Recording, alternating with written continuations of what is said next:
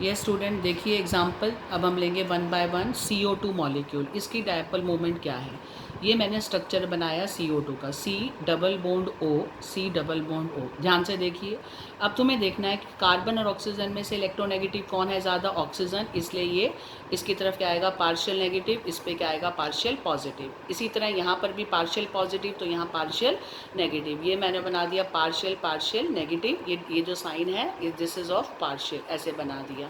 और इस पे कितना हो गया, प्लस में कितना हो गया, 2 प्लस हो गया, क्योंकि कार्बन पे इधर से भी आ रहा है इधर से भी, तो उस पर टोटल कितना हो गया, +2 पार्शियल चार्ज, इस पे -2 हो गया। इसकी डायपोल मोमेंट की डायरेक्शन क्या होगी, ये टेल ये हेड, ये टेल ये हेड, और ये क्या हो गया आपका +2। तो इसका मैंने क्या लिखा है, it has 2 CO polar bond, इसमें 2 पोलर बॉन्ड है, CO एक इधर एक इधर, but overall mu of this CO2 molecule is 0। Why? Because individual dipole moment in this molecule are of equal magnitude but direction are opposite to each other, so they will cancel out and net dipole moment is 0। क्या कहा कि इसकी dipole moment इस direction में आ रही है, इसकी इस डायरेक्शन में आ रही है, दोनों क्या मैग्नीट्यूड तो सेम है, अमाउंट सेम है, लेकिन डायरेक्शन अपोजिट है, जिससे क्या होगी, इसकी जो डायपोल मोमेंट आएगी और इस वाले की आएगी, दोनों एक दूसरे को कैंसिल कर देंगी, तो नेट डायपोल मोमेंट कितनी हो जाएगी, 0। और इसलिए हम कहते हैं CO2 क्या है, लीनियर मॉलिक्यूल है। तो हम ये कंक्लूड कर सकते हैं कि जितने भी लीनियर मॉलिक्यूल होंगे उनकी डायपोल मोमेंट 0 होगी, राइट। इसी की तरह मैंने एक और बना दिया, लीनियर मॉलिक्यूल कौन सा है, BeF2, वो भी लीनियर है, और एक है CS2, वो भी लीनियर है, इसलिए वो भी इसी तरह उनकी डायपोल मोमेंट क्या होगी, 0। आपको ध्यान क्या करना है, पॉजिटिव से चलना है, पॉजिटिव टेल की तरफ, और नेगेटिव हेड जो है वो हेड की तरफ एरो चलना चाहिए, ठीक है। अब देखिए सेकंड, ये तो हो गया आपका नेट डायपोल मोमेंट जो है इसमें म्यू 0 है, हालांकि इसके पास 2 पोलर बॉन्ड है फिर भी। तो ऐसा क्यों हुआ, क्योंकि दोनों की डायरेक्शन अपोजिट है, जिन्होंने कैंसिल आउट कर दिया। तो एक एग्जांपल डायपोल मोमेंट का मैंने आपको बताया, लीनियर मॉलिक्यूल्स में 0 क्यों होती है। दूसरी कैटेगरी में मैं उठा रही हूँ अनसिमेट्रिकल मॉलिक्यूल, जैसे क्या है, वाटर, अभी आया था वाटर, HOH आया वाटर, इसकी डायपोल मोमेंट 1.84 डिबाई है, और इसकी डायपोल मोमेंट NH3 की अमोनिया की 1.47 डिबाई है। ऐसा क्यों, कहता है आप देखो O ज़्यादा नेगेटिव है तो एरो इधर जाएगा, इसका एरो इधर, यहाँ पर कैंसिल होने की बजाय ऐड होगी, तो रिजल्टेंट डायपोल मोमेंट 1.84 डिबाई है। इसके केस में नाइट्रोजन और हाइड्रोजन में से नाइट्रोजन इलेक्ट्रोनेगेटिव है, तो इसकी डायपोल मोमेंट कितनी है, 1.47 डिबाई। ये अनसिमेट्रिकल मॉलिक्यूल हैं, यानी ये सिमेट्रिकल नहीं है। अब बात आती है अगर सिमेट्रिकल मॉलिक्यूल हो, अगर मॉलिक्यूल सिमेट्रिकल है लाइक BF3, ये मैंने बनाया BF3, CH4 और CCl4, ये तीनों के तीनों सिमेट्रिकल मॉलिक्यूल हैं, इनकी डायपोल मोमेंट भी 0 है। क्यों, because individual dipole moment cancel out each other due to symmetry of the molecule. यहाँ पर 0 होने की वजह है कि इनकी इंडिविजुअल डायपोल मोमेंट एक दूसरे को कैंसिल कर देंगी। क्यों कैंसिल कर देंगी, क्योंकि उनके अंदर क्या है, मॉलिक्यूल्स में सिमेट्री है। कैसे, जैसे देखिए BF3, ये क्या है, बोरोन, ये है फ्लोरीन फ्लोरीन फ्लोरीन, ये इसकी शेप है। ये शेप कैसे बनानी है, ये हमारा अगला टॉपिक में आपको सबको याद अपने आप आ जाएंगी हाइब्रिडाइजेशन पढ़ते ही कि ये शेप ऐसी क्यों है। फिलहाल अभी हमने उसने मॉलिक्यूल दे दिया BF3, हमने बना दी। अब बोरोन और फ्लोरीन में से ये ज़्यादा इलेक्ट्रोनेगेटिव है, इसलिए एरो यहाँ से यहाँ चलेगा, इसका यहाँ चलेगा और इसका अपोजिट चलेगा। तो क्या कहा कि BF3 में 3 बॉन्ड आ रहे हैं, एक BF एक BF एक, तीनों पोलर हैं। तो दो जो बॉन्ड, जो resultant bond, 1 bond 2 bond 3 bond, क्या कहा, resultant of 2 bond moment they are equal and opposite to each other, opposite to third one, इसलिए ये कैंसिल आउट हो जाएंगी। इन दोनों का जो रिजल्टेंट है वो इसके अपोजिट है, तीसरी वाली के, इसलिए वो कैंसिल आउट कर देंगी, तो नेट डायपोल मोमेंट क्या हो जाएगी, 0। इसके केस में भी यही है। कार्बन में ये क्या है, कार्बन ज़्यादा है, 1 2 3, और ये क्या आ रहा है, उल्टा इस डायरेक्शन में। तो कहने का मतलब क्या है कि सिमेट्री होने से अगर हम चेक करें मॉलिक्यूल में, अगर सिमेट्रिकल होगा बिहेवियर, उसका शेप, उसकी सिमेट्री दिखेगी, तो जो रिजल्टेंट निकलेगा 2 बॉन्ड्स का जो मोमेंट, वो इक्वल तो होगा बट अपोजिट होगा थर्ड वन से, ठीक है, इसलिए वो कैंसिल आउट कर देंगे, नेट डायपोल मोमेंट क्या हो जाएगी, ज़ीरो। तो इसमें हमने क्या क्रक सीखा कि सिमेट्रिकल मॉलिक्यूल में, क्योंकि सिमेट्रिकल शेप है, डायपोल मोमेंट होगी ज़ीरो। उनकी डायपोल मोमेंट ज़ीरो होने का मतलब क्या है कि उनकी डायपोल मोमेंट जो रिजल्टेंट है दो डायपोल की मूवमेंट का, वो इक्वल तो है लेकिन अपोजिट है तीसरे वाले से, राइट। ये यहाँ से ऐसे जा रहे हैं, ये ऊपर से नीचे आ रहा है, इसमें भी ऐसे ये इधर जा रहे हैं तो ये उल्टा जा रहा है, तो दे वो थर्ड वन से कैंसिल आउट हो जाएंगी। तो सिमेट्रिकल में भी ज़ीरो हुई, लीनियर में भी ज़ीरो हुई, और अनसिमेट्रिकल में कुछ ना कुछ वैल्यू होगी। तो ये हमने 3 एग्जाम्पल इसके पढ़े।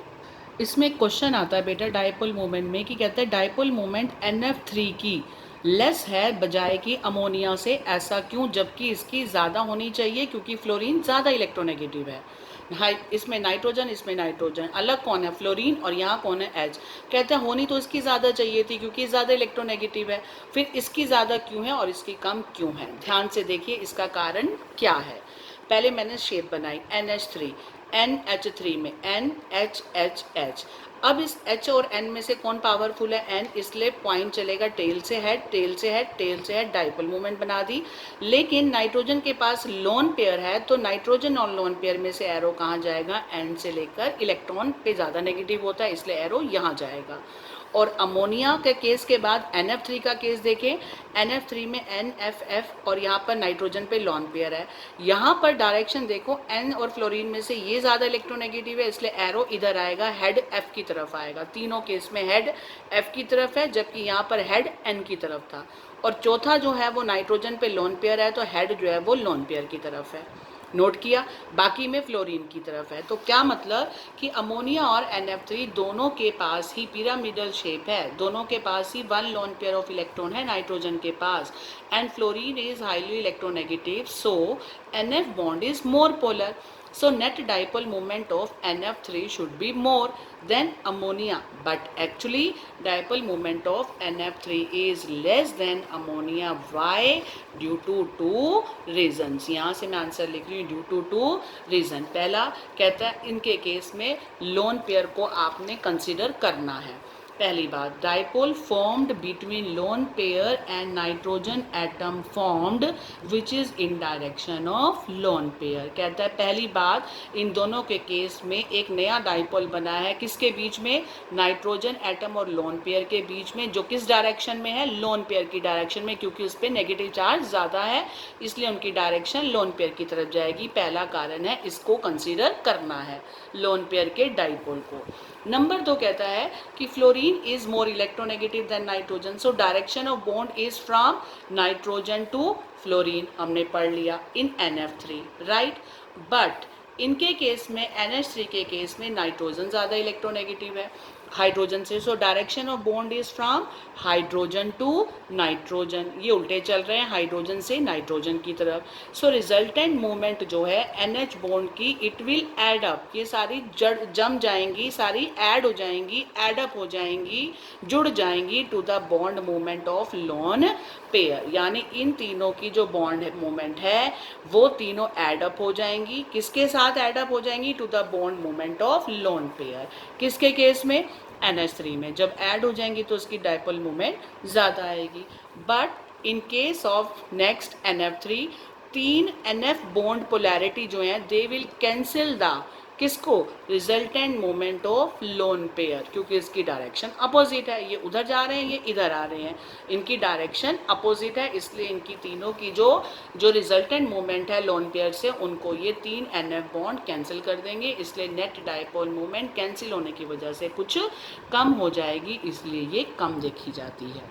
अगर पेपर में आ जाए NF3 और अमोनिया में से किसकी ज़्यादा है, आप कहेंगे अमोनिया की ज़्यादा है, जबकि होनी किसकी चाहिए थी, NF3 की। ज़्यादा किसकी है, अमोनिया की। उसका कारण क्या है, नंबर 1, डाइपोल जो लोन पेयर और नाइट्रोजन में है उसको कंसीडर करना है, और NF3 में जो हमने देखा नाइट्रोजन और इस फ्लोरीन में फ्लोरीन ज़्यादा इलेक्ट्रोनेगेटिव है, इसलिए डायरेक्शन क्या है, N से F की तरफ है। और इसमें सारे रिजल्टेंट जो मूवमेंट है किसके अंदर, NH के केस में जो रिजल्टेंट मूवमेंट है NH बॉन्ड की वो एड अप हो जाएगी। क्यों एड अप हो जाएगी, क्योंकि इसमें डायरेक्शन H से N की तरफ है, राइट। किसकी, NH 3 में डायरेक्शन क्या है, रिजल्टेंट मूवमेंट की एडअप हो जाएगी किसके अंदर, to the bond movement of lone pair, जिसकी वजह से वो एडअप हो जाएगी और उसकी वैल्यू ज़्यादा हो जाएगी। जबकि NF3 में 3 NF जो बॉन्ड हैं they will partially cancel the resultant movement of lone pair, so net dipole movement कम हो जाएगी। राइट। इसके बाद ये तो हो गया आपके यहाँ पर डायपोल मूवमेंट के कुछ एग्जाम्पल। 4 कैटेगरी में मैंने आपको बताए, लीनियर में 0, सिमेट्रिकल में 0, अनसिमेट्रिकल में 0 नहीं होगी, और इन दोनों के केस में उल्टा है, होनी चाहिए थी ज़्यादा NF3 की, लेकिन इसकी कम आई, उसके 2 कारण हैं।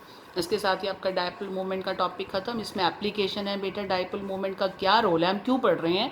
कहते हैं अगर हमें डायपोल मूवमेंट पता हो तो we can distinguish between polar and non polar molecule. कहता है आप देखो, अगर आपको कोई पेपर में डायपोल मूवमेंट दे दे मॉलिक्यूल्स की और कहें बताओ कौन पोलर है और कौन नॉन पोलर, आप बता लोगे, क्योंकि नॉन पोलर कौन होंगे, नॉन पोलर के अंदर तो कोई चार्ज ही नहीं होता। नॉन पोलर मॉलिक्यूल क्या है, जैसे H2 है, Cl2 है, इनमें कोई चार्ज ही नहीं है क्योंकि दोनों एटम सेम है, इनमें पोल्स नहीं है, तो इनकी डायपोल मूवमेंट क्या होगी, 0, क्योंकि डायपोल मूवमेंट क्या होती है, चार्ज और डिस्टेंस का प्रोडक्ट होती है। जब इनमें चार्ज ही नहीं है तो डिस्टेंस और चार्ज का प्रोडक्ट क्या हो जाएगा, 0। तो कुल मिलाकर नॉन पोलर मॉलिक्यूल जिनकी डायपोल मूवमेंट 0 दे रखी है आप कहेंगे वो नॉन पोलर है, और जिनकी कुछ डायपोल मूवमेंट दे रखी है वो क्या होंगे, पोलर होंगे। तो हम डिस्टिंग्विश कर सकते हैं।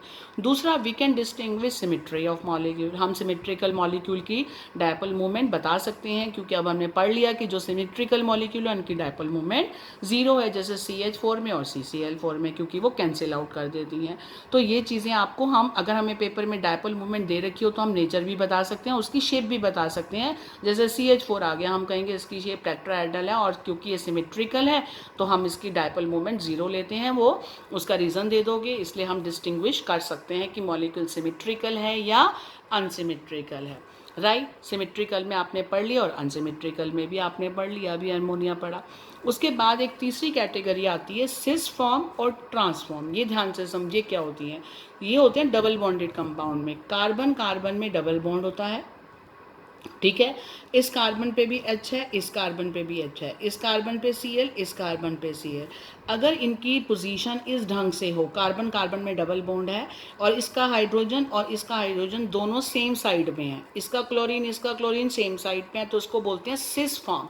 सिस वर्ड होता है कि एटम जो है, ग्रुप जो लगे हुए हैं कार्बन पे, वो सेम वाले ग्रुप सेम साइड पे हैं, उसको सिस कहते हैं। उनमें डायपोल मूवमेंट 0 के बराबर नहीं होती। लेकिन अगर वो ग्रुप अपोजिट हो, जैसे ये देखो मैंने बनाया कार्बन कार्बन डबल बॉन्ड, इसका H ऊपर, इसका H इस दिशा में, इसका क्लोरीन यहाँ पर है, इसका क्लोरीन यहाँ पर है, तो ये अपोजिट है, दोनों क्लोरीन अपोजिट, दोनों H अपोजिट, तो इनकी डायपोल मूवमेंट भी अपोजिट, कैंसिल हो जाएगी, तो इनकी वैल्यू हो जाएगी 0। इन्हें कहते हैं ट्रांस।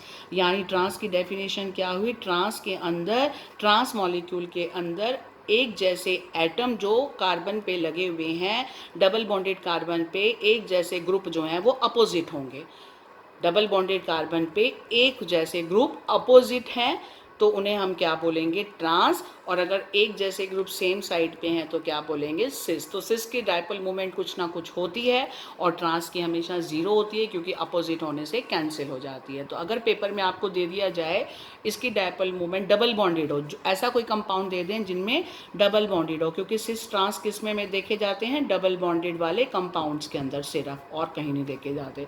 अगर आपको कोई डबल बॉन्डेड कंपाउंड दे रखा है और उसकी डायपोल मूवमेंट है तो आप बता सकते हो कौन सिस है कौन ट्रांस। कैसे, आप ट्रांस जो दिख रहा होगा आप ट्रांस की लिख देना 0 और सिस की कुछ भी वैल्यू है तो आप पहचान जाओगे, जिसकी 0 है वो ट्रांस है, जिसकी कुछ वैल्यू है वो सिस है। तो इसी के साथ बेटा आपका ये टॉपिक यहीं फिनिश होता है।